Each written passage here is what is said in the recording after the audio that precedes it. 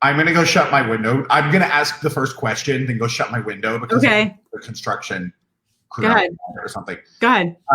So Athalia, and I hope I pronounced that right, I'm sorry, left a question. How do you improve the baby's latch? Okay. Well, that's a pretty, it's a big question. It's a big question. So let me see if I can simmer it down to the most. Don't worry, I can talk. It's a big question, and if we had to narrow it down to the most basic components of how do you get the baby to get a good latch. Couple things. One is that you need to have good positioning. All right. Positioning, what I mean by is how are you holding the baby? How you hold the baby is how they're going to latch onto the breast. So there is the difference between latch and there's positioning, right? And even in my course, I have a whole chapter on latch and I have a whole chapter on positioning, but two go hand in hand. Having the right positioning where you're holding the baby up high enough at the breast where the baby is completely facing you, where you're getting, what was that? I'm just going to mute me so I can talk to Max for a second. Where you can bring the baby to you in a position where they're facing you. And beyond that, there's ways that you need to hold the baby so that the baby's face is coming to the breast with their chin leading. Okay. So often biggest mistakes I see in latching babies is that their faces are turned downward. Okay. And I'm going to turn my head to the side so you can kind of see what I mean. Like when the baby's coming to the breast, you don't want their head to turn out in this direction where their nose is buried like that. You want to lead with the baby's lower jaw and their tongue. And that way, the nipple is placed properly inside the nipple's placed properly inside the baby's mouth where the tongue is leading and it's not the hard pellet that's rubbing against your nipple. And you want to make sure that you're holding your baby close enough. Okay. Because lots of times, not having the right positioning of the face and not having the right positioning of the body can actually cause the baby to be too far to the tip of the nipple. Getting a nice wide open mouth and a deep latch is what's going to get that nipple far back in the baby's mouth where it needs to be in order to really compress the ducts and get the milk to express. I see you yelling at Max, but I can only see your mouth moving. So getting a good latch is a kind of a loaded question in that there's so many reasons that can cause your baby to not be latching properly. It could be your positioning. It could be also the fullness of your breast. Often, are you still muted? I just unmuted myself. Often, like if you just had the baby and your breast is really, really full, that can cause the nipple to kind of flatten out and make it hard for the baby to pull the nipple back far enough in its mouth. So having a full breast can make it difficult. Again, maybe massaging, expressing a little milk before you latch can help to get a better one. And also just using good positioning. Getting one of the prizes in the giveaway is my best friend pillow and the nursing stool. And I'm a huge fan of both of those products because it really does. It attaches around your body. It lifts the baby to where you need the baby to be to get that latch proper. So we actually, the last time we did the Amazon situation, I was talking about how I used to always wear, because I'm working at Bye Bye Baby, like you're on your feet all day. And I used to be that person that would strap that pillow on really tight because it feels so good on your back. So I used it as back support while I walked around the store all day, and I would use it as my arm prop, and it was awesome. And I told you how Jennifer used to do this. She would strap it on and nurse a baby and walk around and feed the twins and whatever. Totally. That photo of her popped up in my memories, and I meant to send it the other day. Send it to me. Yeah, I will. Yeah. Awesome. Yeah. I think you sent it to me when it actually was going on. You know what I mean? When they were born, you sent me that because I could picture it in my mind, but I obviously don't have it. They were super baby little. They were in their high chairs, and then she was nursing Grayson, walking around and feeding them in their high chairs, multi-purpose, like a boss. That's awesome. No, it's a really great pillow. It'll keep the baby stable. And that's what you need is a nice stable base so that they can turn and face you. And it also takes that pressure off your back, like Jamie's saying. I think that positioning is everything. And I spend a lot of time in my in my Simply Breastfeeding course talking about just the right positioning and latch to the breast. Of course, you could do everything right as well. And I just want to say this because you could do everything right and it's still not working and you're still not getting a good latch. And there could be some underlying issues that need to be addressed. Like your baby could have a tongue or lip tie that can actually prevent them from being able to latch properly to the breast. So it's not just keep trying. If you're trying and it's not helping or it's not working, it's really important that you get that latch done well, or you're not going to transfer milk to the baby. One, the baby's not going to gain weight, stay hydrated.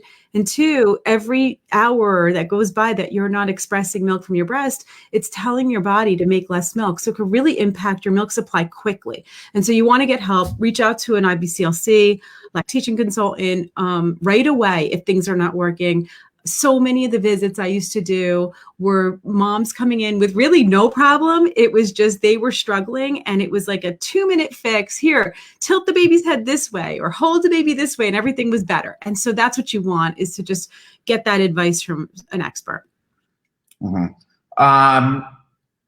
This is a good question. When baby falls asleep at the breast and is still sucking but not gulping as much, is she still feeding or pacifying? Do I unlatch her or wait until she chooses to unlatch? Mm-hmm, mm-hmm. Babies breastfeed for milk and for comfort. And anyone who breastfeeds a baby knows that difference. After time, you'll get to know the difference, that babies will suck to eat and suck to suck. And sucking is soothing for a baby. That's why they, suck on pacifiers. That's why they suck on their hands. Sucking is a very soothing action for a baby. And the beauty of with the breast is that when they're nursing at the breast, they can control the flow. So that means that they can suck when they want to eat, and you'll see it because there's a certain jaw movement that's the jaw is dropping with the suck, and you'll actually can hear the milk transferring. It's a little sound in the throat that happens when they're swallowing. And then there's times where they're like falling asleep and they're doing this little boop, boop, boop, and they're sucking on the nipple, but they're still pacifying. Both are important, okay? But it's good to get to know the difference between the two so that you're not thinking, oh, the baby's eating for hours. It could be that they're just sucking and it may be time to take the baby off. It also might be an indication the baby needs to burp. They're slowing down the feeding. They're feeling really full. They can sometimes feel what I say artificially full because they got a big air bubble from lots of milk gulping. And now they're feeling full, but really it's all about getting that burp out. So they'll eat a little bit more and then you can continue with the feeding. But if your baby wants to stay on the breast and you're happy with them sucking and you're not feeling like overtouched and ready to be done, you need to go take a nap. There's nothing wrong. And in fact, that non-nutritive sucking, which is what they call it, is actually really helpful for your milk stimulation, for your oxytocin, for your prolactin release, all of those other things. It's just going to help enhance your breastfeeding experience and make it, and it's good for your baby. Any kind of skin to skin is good for your baby. And when they're latched to your breast, they're obviously skin to skin. So get to know the difference. You'll see it. This is good because it ties into something I just got in the mail. What do you recommend to increase milk production? Mother's milk tea, lactation cookies, etc.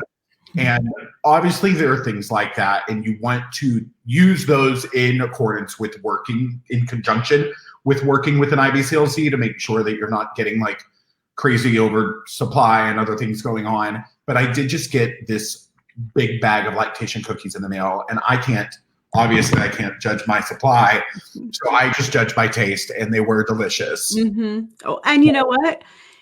Here's my opinion. As an expert, take it for what you will. The best thing about a lactation cookie to me is that they taste delicious. You want to eat cookies? Eat cookies. In moderation. Nobody needs a lot of sugar. And do you need a treat once in a while? Yeah. Do they have some ingredients that have been known to like possibly help with your supply, oatmeal, different things in them? Yes. But do I think that eating a bunch of cookies is going to help you increase your supply? No, or should it be the method that you use to do it? I say no. Okay. I don't think an sugar overload is the best way to go with this, and nor will it really work the way that you want it to.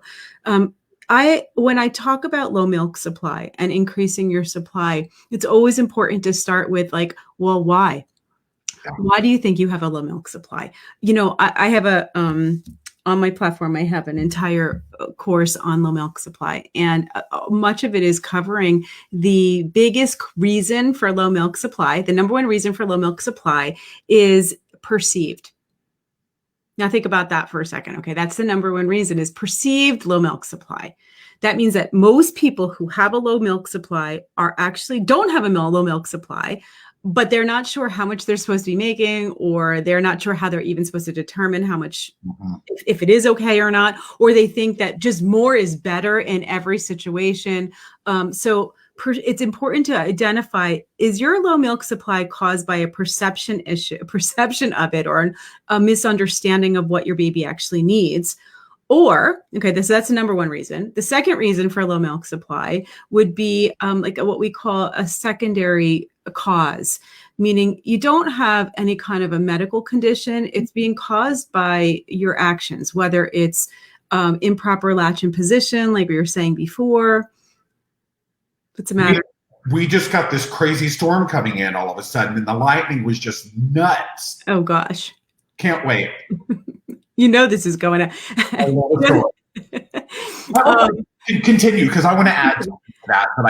Okay, good. Yeah, no, secondary milk supply issues are caused by what we were saying before about improper latch and position that leads to low milk supply, or, you know, delaying your feeding adds to low milk supply, or supplementing unnecessarily that causes a low milk supply. That's a secondary issue. And then, of course, you have primary issues where there's actually a medical, genetic, or condition that is going on with either you or the baby, like the tongue or lip tie that's causing it, or some kind of a hormonal issue on your side, like a PCOS or thyroid issues that is very, very real and can cause, and even structural issues like not having enough glandular tissue in your breast. All those things can cause low milk supply issues, although it's probably the smallest percentage of people who really have that. And even in those cases, typically it's not all or nothing, that you could provide some breast milk. It may not be enough fully.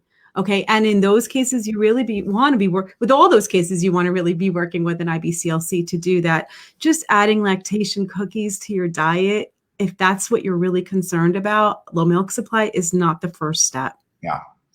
So, and I think one of the reasons with perceived supply issues, and it's something I was obviously not fully aware of until I went through breastfeeding classes and actually thought about things. Like when I was working at Bye Bye Baby, like when I was doing personal shopper stuff, you know, I'd get these women, we'd walk around upstairs and you'd enter like the breastfeeding and bottle area. And there were walls of bottles and all different sizes, and you think you have to get the big ones. And you're looking at this like 8 or 9 ounce bottle and you're like, this is what I should be producing. This is what my baby should be eating.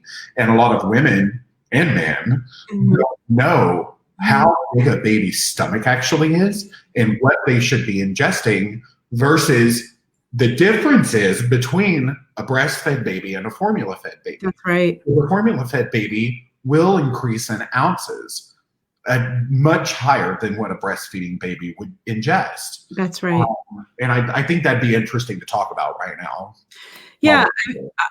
Probably one of the biggest misconceptions, and it does have to do with bottles and formula feeding. And especially if you are, you know, think about it. Lots of moms who go back to work, they're pumping and then storing it and putting it into bottles and looking at ounces. That's obviously not something that you do when you're nursing. You can't tell how much they're eating. So you're using different parameters to decide how much does my baby need. When we start putting it into bottles is where we can start getting into the issue of like, is it enough? Even though the baby's showing all the signs that it's enough, it doesn't look like enough. Or the baby seems hungry because they're guzzling it down and then they're looking for more, when possibly it's just, you know, that they didn't get burped enough. You didn't pace feed the bottle, the feeding, where they're overeating really quickly, where you're bringing your milk to daycare. And I answered this question on my own live stream, my Q&A yesterday. And you bring a baby to daycare and they're feeding the baby 8 ounces of breast milk at a time, and then asking you to bring more because you're running out, which is impossible. Okay. It's not right. That's not how we should be doing it. So to your question, Jamie, about, you know, how big is a baby's stomach? How much does a newborn take in? How much does a breastfed baby take in? You know, when they first start, babies are born with stomachs the size of about a marble. Yeah. Okay, it's like a teaspoon at a time. That's the colostrum that you have in those first few days. And really, it's not about volume. Babies are not meant to eat volume of milk in those first few days. They're hydrated from all the amniotic fluid that they drank in utero, that they drank while they were in your belly. And now they're taking the first few days to pee that out. That colostrum is not to make them hydrated. It's to keep them healthy and pass all of your antibodies to the baby. That's what that's for. And a little bit of sugar and, protein and antibodies. That's what colostrum is. Do you happen to have, and I should have asked you before we did this, so if you don't have it, it's not a big deal. Yeah. Do you have the little colostrum collectors near you? If you give me a second. Yeah. And not a big deal if you don't. We can post like. Oh, wait, no, hold on. I do. It might be in here. Yeah, I do. Here it is.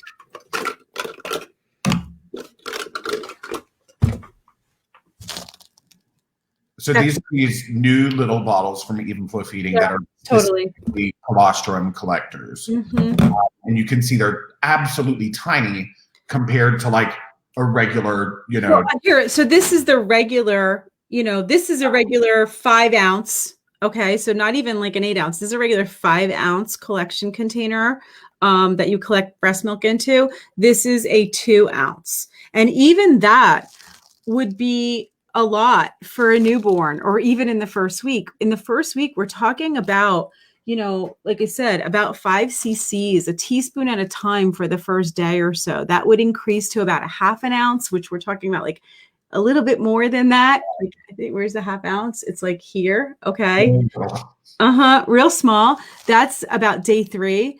And then, somewhere around day 10, a week, day 10, they may be going up to 1.5 ounces or 2 ounces. These are great little collectors that you can pump into. So this itself would screw right onto your pump flange, so that if you wanted to pump, or you were exclusively pumping, even for your little one, you can pump right into this. And like a hand pump. What? Even like a hand pump. And that's what I would recommend, a hand pump. Or you can even use this to hand express into. A little trick that you can use for hand. You can use your flanges to be able to collect into on this collector. Okay, so it's sort of like a funnel. My sister used to use the, I don't even remember which brand right now, but it was like a self-expression like cup, and she would like put her breast in and like squeeze out and like. Yeah, totally. I mean, you could attach this here and then collect right into this. Just keep the little diaphragm in so it doesn't leak out there, and collect right into the funnel. All right. But these are little colostrum collectors. What I love, and then they also can be connected to the balanced nipple, which is one of the best nipples out there.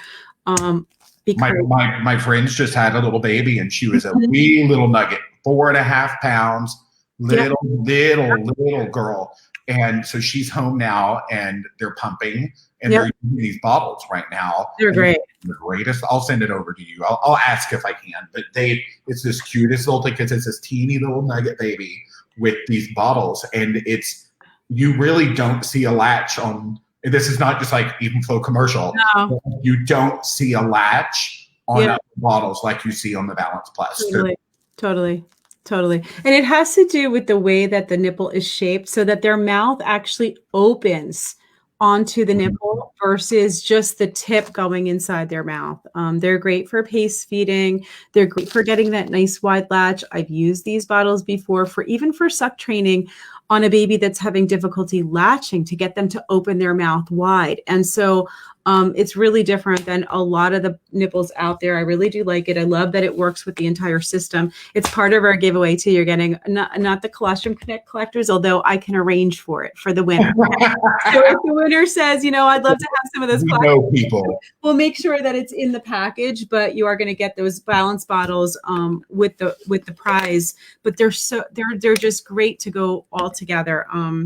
And just to finish up on this conversation, because I think it's such a huge one. I mean, Jamie, it's like one of the probably the most basic stuff is the most important to keep reviewing. And it's because it's the things that are these are the things that are going to throw you off, that are going to derail you from your personal goals. You know, you and I always talk about. You don't know what you don't know, and you don't even know what to ask in the beginning. That's right. One of the things that I've learned over the years of when I used to do in-person events, like I used to format my questions differently, and I was like, "How many of you don't know?" And sometimes I slip back into a habit, but you don't want to be like, "How many of you don't know what this is?" Because it's automatically like it's a little condescending, and it takes people aback because nobody knows any of this stuff. Nobody. So you have to approach it and deliver information that gets people's gears turning, and then they formulate their own questions. Well, you can't make real choices without real knowledge. Right? So everybody has a right to do whatever they want to do. Choose what lifestyle is best for you. Whatever parenting choices that you make for yourself, whether that's breastfeeding, pumping, combo feeding, just formula feeding, and deciding to do whatever you want. I support that however you choose. Okay. But I also only support it when a mom has real information, real support, real knowledge to actually make those choices, to really make choices. You can't do that without the real information. It has to be real. Everybody's lifestyle is so different. People always ask me, like, what's my favorite carrier and what's my favorite car seat? What's my favorite stroller? I have lots of favorites. I don't have kids. Right. Your lifestyle is very different than mine. It's different than all of your friends. That's right.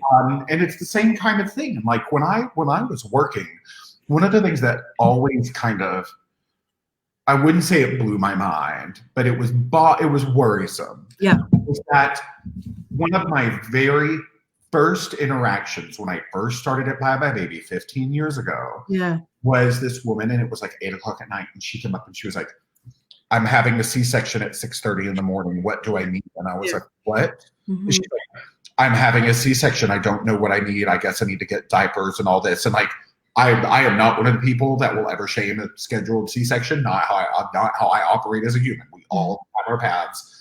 But it is, she did not know anything. And I stayed an extra hour and a half and like walked her around the store. And like, I barely knew anything at this point. But my sister's 20 years younger than me. So I'm still like kind of in the head of baby.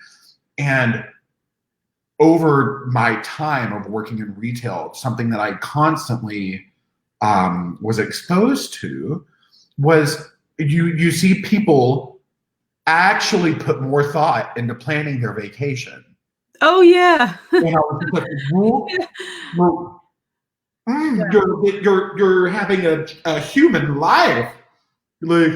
And even one step further than that, they put more thought and even more investment into what kind of diaper bag they need or want, or what the how they're going to decorate their baby's nursery, or like some of the things that, and I'm not bashing that, like those are all fun, important things. Like, do it, go for it. I had a million diaper bags. Believe me, I'm not bashing diaper bags. I had so many. I have a million diaper bags and I don't have a child to my name.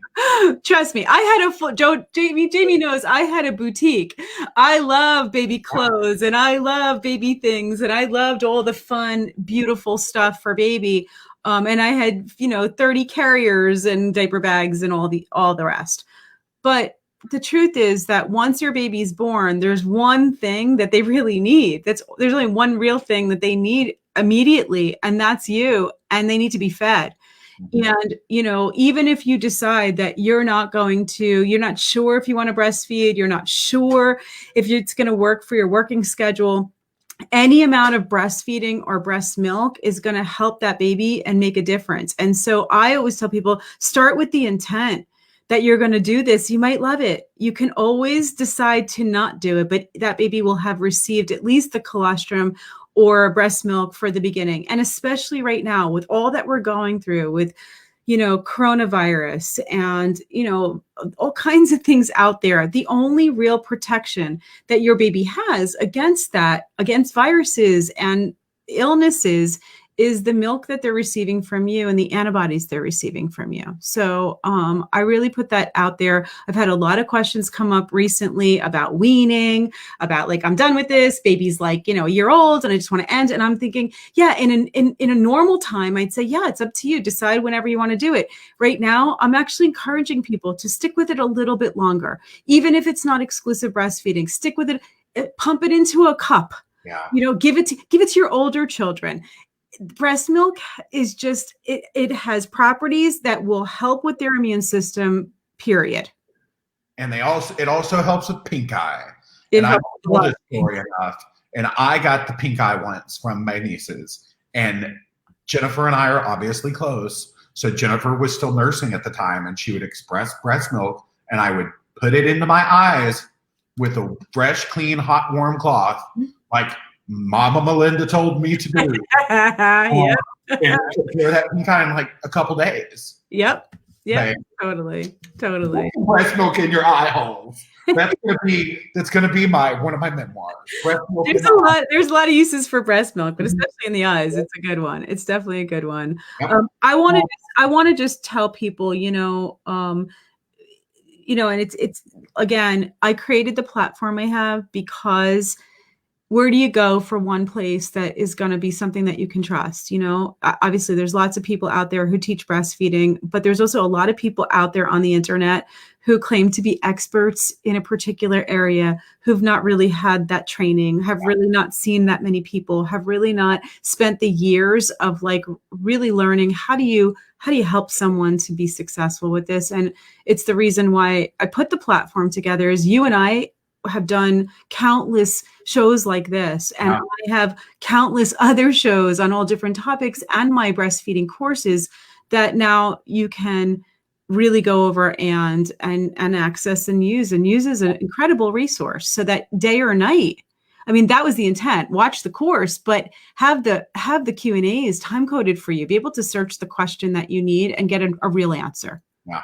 And I think one of the things that, like, obviously, with how I operate, there's not many things I can have credentials in. Mm-hmm. And, you have your CNN, you have the IBCLC, and it's like you have all of this stuff. And when I was working just in retail, when I went to work at a birth education center for a year, and then working with you and other people in the different space than just gear, all of it, it's almost like a holistic way to look at all of this. Yeah. Because once you kind of have more of a sense of other aspects of this space, those really affect product choice as well. Absolutely. It's absolutely. And that's what I think about things a little differently. Well, that's what I love about doing the Amazon lives with you and doing like helping people with their registries, because we always look at like what's going to help put these great tools. What are the tools that you can use to have these healthy habits with your child, or to make life safer, healthier, and easier? Right? Lindsay has a question because she's here. Is the chat working? I'm watching on my Facebook right now. I'm trying to, but I don't see anything happening. So it's our first time to use StreamYard, so we're all trying our best. I don't see any new. Lindsay has a question. About to have baby number 2 in 7 to 8 weeks, and my milk never came in last time with all the pumping, helping, lactation consultants, teas, cookies, the works, and it never came in. I have a happy, healthy 2-year-old who is fed, but I want to breastfeed this time. Mm-hmm. How can I start trying to help now? Mm-hmm. When we say your milk never came in, sometimes you can have delay. The milk can be delayed in coming in. That's for sure. And there could be reasons for that. There could be hormonal reasons that happened. You really do need to work with an IBCLC if you feel like there was some kind of underlying condition. But just as a general response to her question of what can she do, and I have had so many, I can't, countless over the last 20 years, countless women who were not successful breastfeeding their first, their second, their third. They're coming to my classes and it's their 4th baby, and they're like, I still want to do this, and then exclusively breastfed. And so obviously in those cases, there was no genetic issue happening. There were other issues that derailed them right from the beginning that they weren't aware of, like things that happen like in the first hour after birth, the advice to be able to, and understanding what skin to skin immediately after birth does for your breastfeeding relationship and how that leads to long-term breastfeeding. If you wait to learn that, remember, it's too late. Okay. If you don't understand what you should be doing in those first couple days, if you're supplementing unnecessarily, and I mean like, getting pressure from even the doctors, the nurses, because there may be some misinformation even there. Okay. Remember, and I'm not bashing medical providers because I'm one myself. Okay. I was a registered nurse. I was a labor and delivery nurse for 6 years. Okay. I was the nurse who was telling people some of this information. I was a midwife. I was still uninformed. I was delivering baby and still uninformed about breastfeeding. What got me on this path of being an IBCLC, and you know this, Jamie, is that I had Jade, who's now 18 years old. And here I was delivering babies and I was struggling with her. Okay. And even supplementing in the first 2 days because I thought maybe she's starving. I mean, like, think about it. I had a master's degree and I had a practice and all these other things, right? You would think if anybody knew it, I knew it. And that's what left me just with this, like, oh my God, like realizing that the things that I was teaching, even myself or saying to my own clients was inaccurate. That's what led me down the path of really doing the research, really becoming more knowledgeable about breastfeeding, reading the physiology and even staying away from other people's methods of teaching, even breastfeeding. Yeah. Straight to the physiology and saying, is that even the best way to do it? For some, it might be. For my clients, develop my own methods. Okay. And that's why I have the course that I do. And that's why I teach the way that I do. And it really, the success that I've had with my clients is beyond good. And it's because they become very knowledgeable and they become confident. And you need to know that right from the beginning. Simply Breastfeeding is meant to be watched before you deliver. It's a prenatal class. I'm teaching you as if you're pregnant so that you get off to the right start. There's even the one that's out now is a brand new version that I filmed last summer. I rewrote it, refilmed it, and there's a whole chapter on just the birth itself. And you need to have that information. You really do. So can I show them the platform? Yeah. Okay, because I'm watching comments right now. So I've been working on this a long time. I want them to see what we're doing here so that they can go over if they're interested and get the right tools. So here is, okay. So this is the library here. And when you go to enter the giveaway in the link that Jamie posted here, it's actually going to take you to the library. You can just look up here into video library. It'll take you to the whole catalog, which you'll see below. But this is actually all of our courses right here. And here's the Simply Breastfeeding course. Everything's divided into categories for you to be able to look at and search through. If you were to click on Simply Breastfeeding, you can actually go over and watch the first 2 chapters for free. And so that's all right here, as well as actually, I'm actually streaming right now. Look, we can have this. Oh, I hope we don't get feedback. Nah, there we go. I turned off the volume, but that's us streaming. All right. So what do you call that? Inception. Okay. We have all of our window. There are all of the Amazon lives that Jamie and I do, so that if you're looking for products that we've recommended are here, as well as all of the Q&As and that we've done together and that I've done in all these years. And there's what's great is that you can search. So like, give me a search topic, Jamie. Oral tethers. I don't know if it was in there like that. Or lipase. Lipase? Okay, yeah. So I'm going over here to search, right? I'm searching for lipase. And I actually gave a challenge. That's my other memoir. Lipase. Was that out the window? Were you screaming out the window in New York? Do you remember the Yummy Mummy? Oh, yeah, that was the worst flight situation ever. So sidetrack, here we go. I was in Vancouver for an event and had to get to New York for the New York baby show. But the day before the New York baby show, Shari and I were doing a thing, like a meet and greet up at Yummy Mummy. So I flew to Newark, but my flight path to Newark was such. Vancouver to Seattle to Dallas to Newark.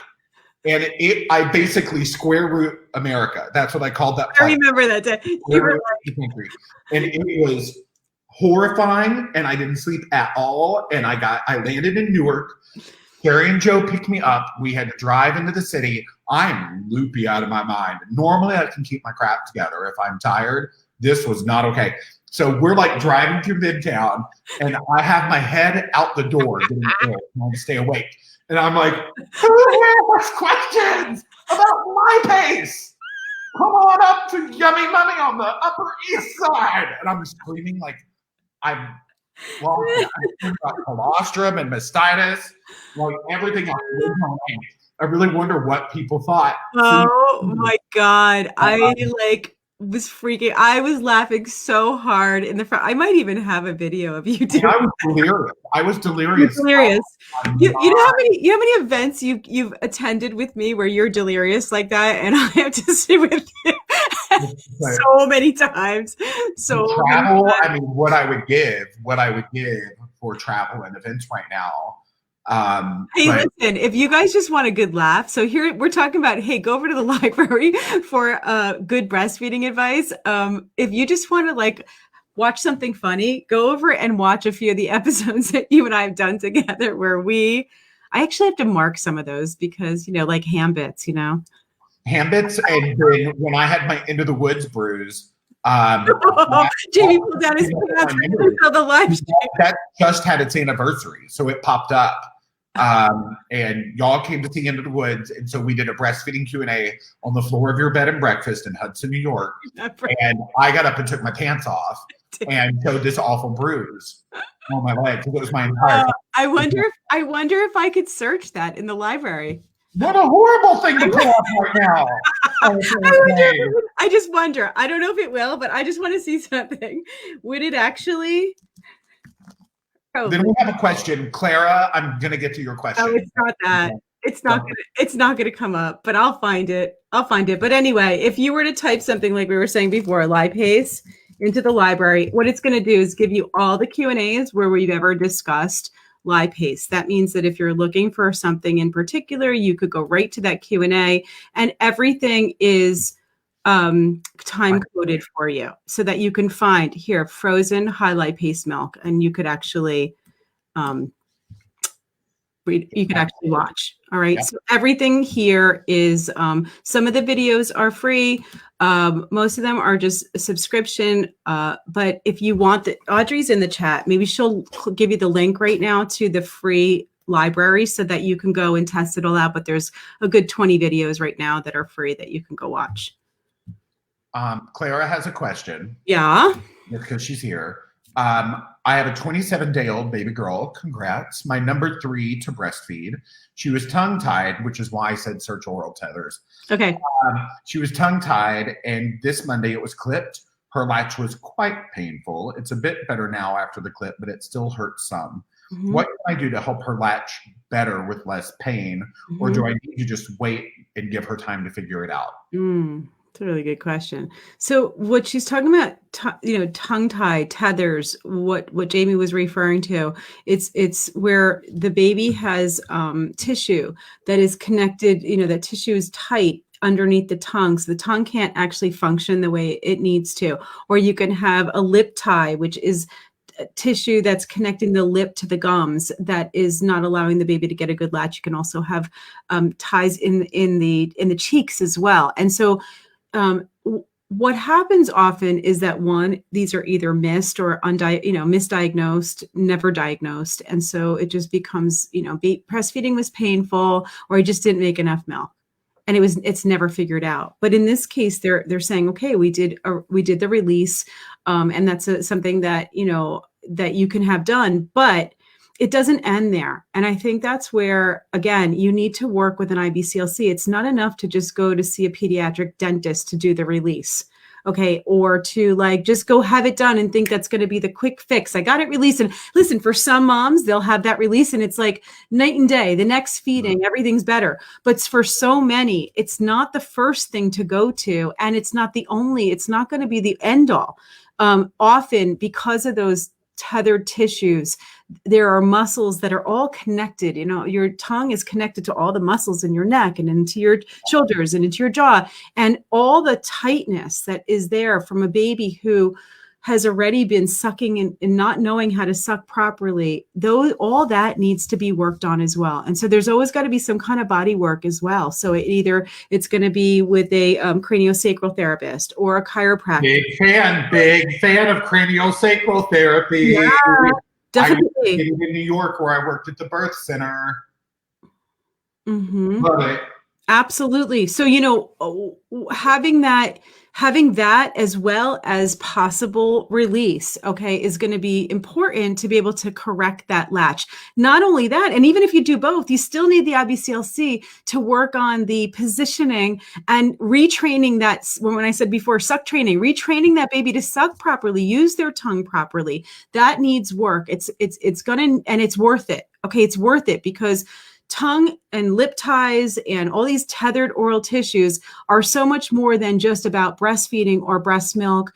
They can struggle with bottle feeding. They struggle with food and eating solids later. They can have speech issues. They can have breathing issues throughout their life. And so it's important to address it if it is a problem. Where it shows up first usually is with painful latch or insufficient milk because you're not expressing well or the baby's not gaining well. That's usually how it presents, but it's not where it ends. And so you do need to address it. Again, in my library, I'm going to keep going back to this because if you want resources, okay, I have multiple episodes in the library about tethered oral tissues with some of the top specialists in the country that I interviewed. I have a whole panel one where it was with Dr. Scott Siegel and Lisa Palladino and craniosacral therapist Jackie and all these other people on the panel. We did a two-hour show going over the things that you would want to know and how to diagnose it and what to do and all the different touch points that I'm going over right now, but in more detail. And it's a great way to get knowledgeable and even just to understand, is this what I'm dealing with? Yeah. Would this also, and obviously correct me if I'm wrong. Yeah. But with a baby that's had their, lip tied, snipped and all this, and they're having to learn to relatch, if it's still a little painful for the mother, would this be a good time for specifically like the Balance Plus nipple on that bottle to help the baby learn to kind of retrain a nice open latch and kind of rotate back and forth between mother and bottle? Yeah, I mean, I think that if you're going to use bottles, then yeah, that would be my first choice. But I wouldn't say that it's like the first thing I would recommend to do besides getting help and do the suck training with a professional. Often breastfeeding is addressed one-dimensionally. It's either you're addressing breastfeeding from the pediatrician, and it's because baby, pediatrician feels they should be gaining faster than they are, and often too faster than they need to, right? So it's being addressed one-dimensionally. The baby, not the dyad, or like the mom and the baby together. Breastfeeding is a field of medicine that includes two people. Yep. It's really the only one, right? And it's not just, and even with pregnancy as a midwife or as an OB, we're dealing with two people, but we're really dealing with them as two separate beings. When we talk about breastfeeding, we're talking about the interaction between the two, right? It's the interaction between the mother's anatomy and the baby's anatomy and the hold and then the latch and then the suck and all of it goes together. And so lactation consultants, IBCLCs are the ones who deal with the two together. And that's extremely important. And I think that, a good pediatrician, like a pediatrician who's really supportive of breastfeeding is either one, an IBCLC themselves, or refers you to one when there's any kind of breastfeeding question. That's how you know the difference between a supportive pediatrician of breastfeeding and not. Period. There we go. There we go. My 16-year-old keeps saying, period. She keeps saying, she's got me into that habit of like, mic drop, that's it. Let me see really quick, because some of these questions we actually just kind of already covered. Athelia is also asking another question, and it might be something that was in the questions that I brought in here too about foods. We started to answer, but we didn't really answer it before. She's saying baby's getting really is getting really gassy. Could it be something that I'm eating? Do I need to start food logging to see what could be causing the gas? And I think that would be a good question, because gas is not always about just what you're eating. While it could be, something they're reacting to, and often, you eat something and they react to it and they're gassy all of a sudden, and you can keep a log and see, like, if every time I, eat tomato sauce or whatever it is, the baby gets gas. But that's kind of rare. Do you know what I mean? It's kind of rare that babies are going to have intolerances to the foods that you're eating.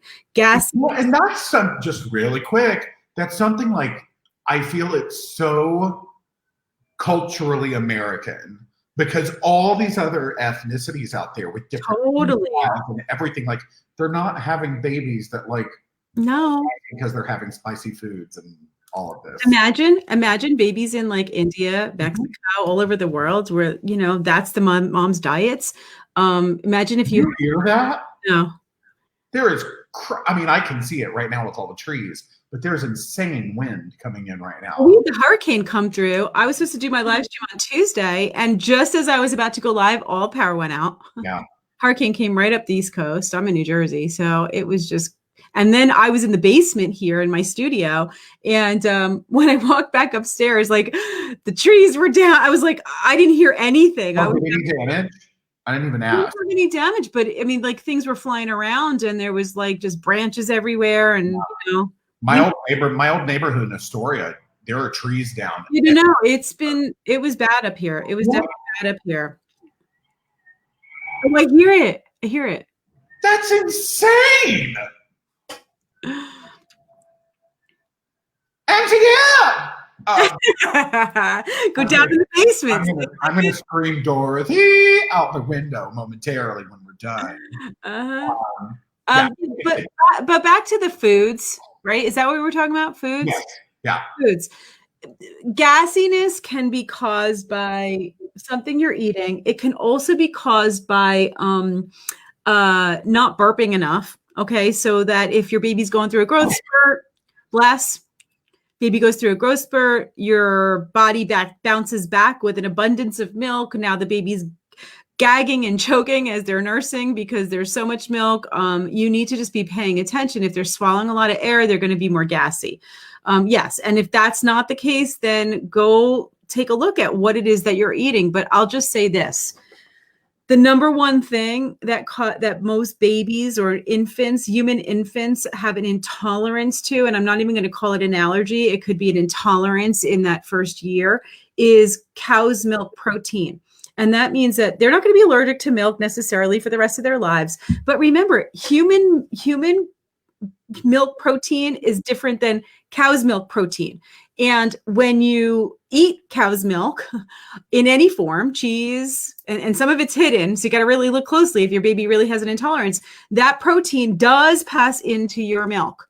And that going to that, if your baby is intolerant of that, then they can have lots of different issues and discomfort, gas, green stool, all kinds of symptoms that would have you possibly cut out dairy, cow's milk protein, dairy out of your diet to be able to see if that's the problem. And typically, if your baby has an intolerance to dairy, they also have an intolerance to soy. And think about that for a second, because when we talk about infant formula, what are the two things that are in most of the basis of most infant formula? It's cow's milk or soy.